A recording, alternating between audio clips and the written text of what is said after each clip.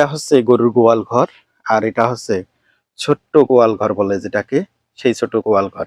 কত সুন্দর করে পাট ধুয়ে, পাটের যে শিনটা বা খড়ি বলে, আমরা পাটের শিন্ডে বলি, গুছিয়ে রাখছে অনেক চমৎকার করে। দেখুন, ও শ্বশুরের জায়গা। এই কতদিন আগে এই বাড়িটা করছেন আপনি? 1 বছর হবে। নিঝুম চরের বুকে শুনশান এলাকা জুড়ে কি চমৎকার এক নীলাভূমি। চরের বুকে গড়ে উঠেছে ছোট ছোট কিছু ঘর বাড়ি। তারা দেখুন কিভাবে সুন্দর করে গুছিয়ে রাখছে শিনটা, এবং ঘরের চালের মধ্যে অনেক রকম সবজি। আর এদিকে যদি আমরা একটু তাকাই তাহলে দেখতে পারবো একটা পোয়ালের ঢিপি। আর এই যে মাঝখানে ছিল গরু বাঁধা। সকালবেলা তারা এখানে কোনো গরু বাঁধে, এবং সকালে কিছুটা বেলা উঠলে অর্থাৎ 10টা 11টার দিকে তারা কোনো এখান থেকে গরুগুলা নিয়ে এই যে তারা মাঠের মধ্যে গরুকে ঘাস খাওয়ায়। তো এই যে চরের মানুষের জীবনযাত্রা, সকাল থেকে সন্ধ্যা পর্যন্ত তারা কোনো মাঠে কঠোর পরিশ্রম করে, এবং দিনের শেষে তারা কোনো একটু বিশ্রাম নেওয়ার জন্য এই ঘর বাড়িগুলাতে চলে আসে। আর প্রত্যেকটা মানুষই তারা কোনো তাদের যে ঘর বাড়িগুলো তৈরি করেছে কারণ নিজের জায়গার মধ্যে নাই। এই জায়গাগুলো অনেকে ভাড়া নিয়েছে, অনেকে বন্ধক রেখেছে, আবার অনেকে অন্যের জমি চেয়ে ঘর তুলে রেখেছে। চরের মানুষজন ছেলে থেকে বৃদ্ধ, বয়স্ক থেকে ঊর্ধ্ব বয়স্ক, এবং মেয়ে থেকে মহিলা, সকলেই কোনো কঠিন পরিশ্রম করে, তারা কঠোর পরিশ্রম করে। আর এখানে দেখতে পাচ্ছেন যে প্রত্যেকটা মানুষ কোনো তাদের নিজের কাজকে আপন মনে করে। এই যে কত সুন্দরভাবে তারা তাদের কোনো বাড়িটা তৈরি করছেন, কিন্তু প্রত্যেকটা বাড়িতেই দেখবেন যে তারা কোনো তেমন সুন্দর করে মানে গোছালো একটা বাড়ি। এখানে দেখেন গরুগুলাকে তারা রাখে, মানে এটা হচ্ছে গরুর গোয়াল ঘর। আর এটা হচ্ছে ছোট্ট গোয়াল ঘর বলে যেটাকে, সেই ছোট গোয়াল ঘর। এখানে সকালে থেকে সন্ধ্যা পর্যন্ত অনেক সময় বাঁধা থাকে বৃষ্টির সময়। কত সুন্দর করে পাট ধুয়ে, পাটের যে শিনটা বা খড়ি বলে, আমরা পাটের শিন্ডে বলি, গুছিয়ে রাখছে অনেক চমৎকার করে। দেখুন, পাট ধুয়ে নিয়ে এসেছে, তারা সুন্দর করে সাজিয়ে গুছিয়ে রেখেছেন। এই হচ্ছে ভাই, চরে একটা জিনিস আসলে আমরা দেখতে পাই, সেটা হচ্ছে প্রত্যেকের বাড়ি বাড়ি পাট আছে। পাট বলতে আমরা অনেকে কোষা বলি, তো কোষটাও বলে। আসসালামু আলাইকুম, আপনার নাম কি? সাদেক আলী। কি করেন মূলত আপনি? কৃষি কাজ করেন। এখন কি করতেছেন? আহ, তো এই বাড়িটা আপনার হচ্ছে গিয়ে নিজের জমিতে, না আপনার হচ্ছে বাবার জমি? ও শ্বশুরের জায়গা। এই কতদিন আগে এই বাড়িটা করছেন আপনি? 1 বছর হবে। এই যে বালু ফেলাইছেন, এখানে তো মনে হয় অনেক বালু ফেলা লাগছে না? 1 লাখ টাকার বালু তো কমই হয়েছে। আমাদের ওই দিক তো 1 লাখ টাকা হইতো না, 5 লাখ টাকা লাগতো কমসে কম। তো গরু ছাগল আছে না? কতগুলি আছে? 6টা গরু আছে। তো এই যে বাড়ি কোনা কতটুকু জায়গার মধ্যে? 14 শতক জায়গা।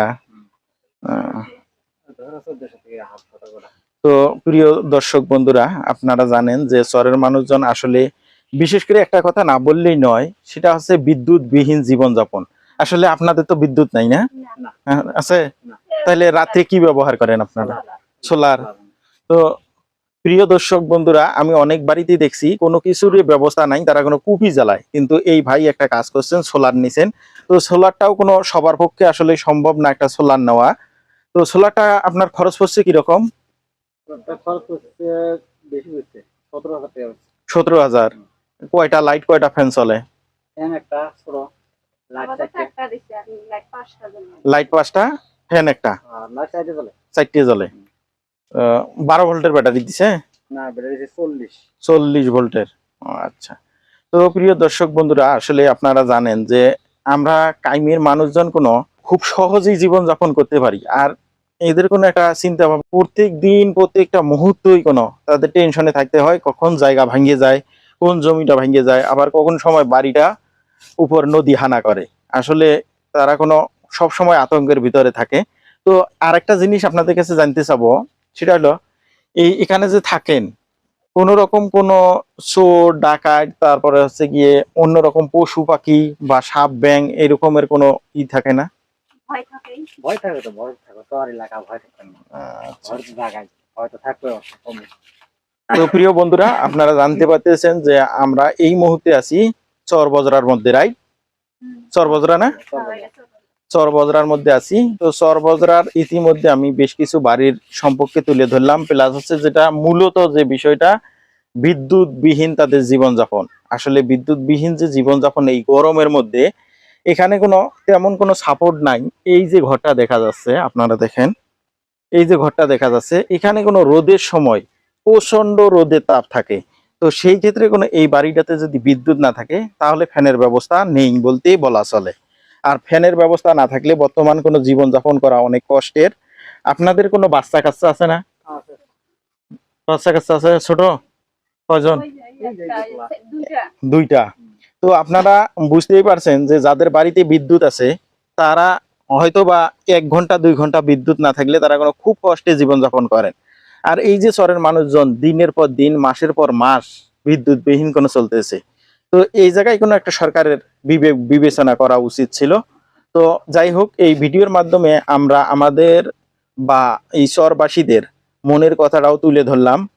আপনারা আপনাদের জায়গা থেকে সর্বোচ্চ মতামত কমেন্টে করবেন, যেন এই যে বিদ্যুৎবিহীন যে গ্রামটা আছে চরের, তারা যেন সুন্দরভাবে তাদের জীবনযাপন করার জন্য বিদ্যুৎ সংযোগটা পায়।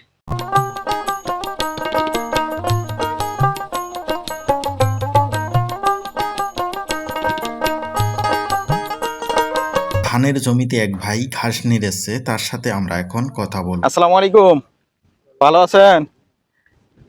যে পরিমাণ কেনা ঘাস হয়েছে দেখা যায়, হ্যাঁ? দেখুন প্রিয় দর্শক বন্ধুরা, এক ভাই এখানে জমি ঘাস নিড়েছে।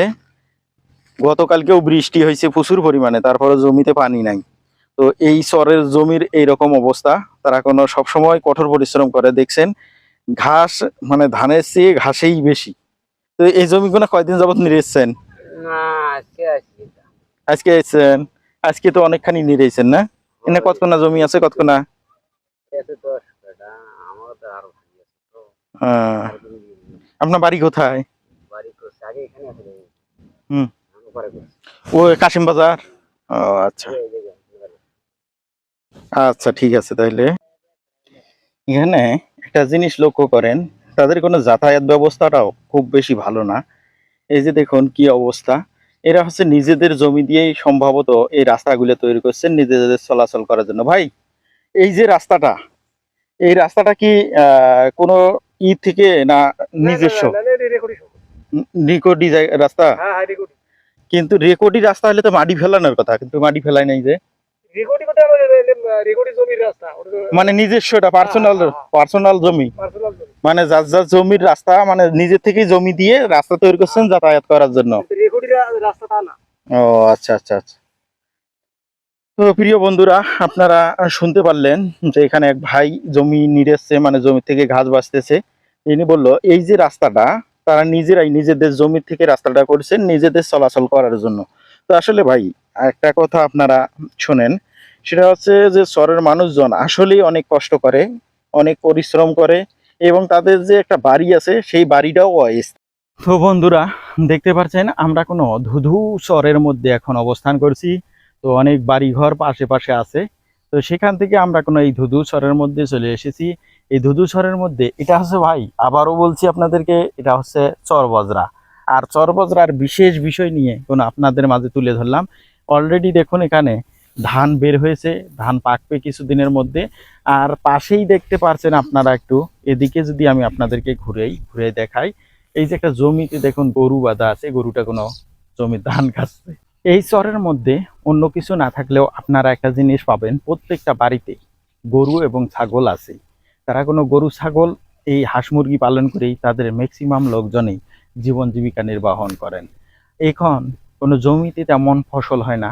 দেখা গেছে যে ওই খরার সময় আসবে, যখন হচ্ছে বৃষ্টি থাকবে না, তখন এই জমিগুলাতে সবাই হচ্ছে বাদাম, ভুট্টা, গম চাষ করবে। আর এই যে বাদাম ভুট্টা তোলার পরে এই জমিগুলো কোনো খালি পড়ে থাকে, প্রত্যেকটা জমি এরকম খালি পড়ে থাকে, কোনো জমিতেই চাষাবাদ হয় না। আর যে জমিগুলো মোটামুটি ভালো, সেইগুলোতে কোনো ধানের চাষ হয়। তো প্রিয় দর্শক বন্ধুরা, চরবজরা থেকে আপনাদের সাথে এই ছিল আজকের বিস্তারিত। ভালো থাকবেন, সুস্থ থাকবেন। ভিডিওগুলো যদি ভালো লাগে অবশ্যই সকল বন্ধুদের মাঝে আপনারা শেয়ার করে দিবেন।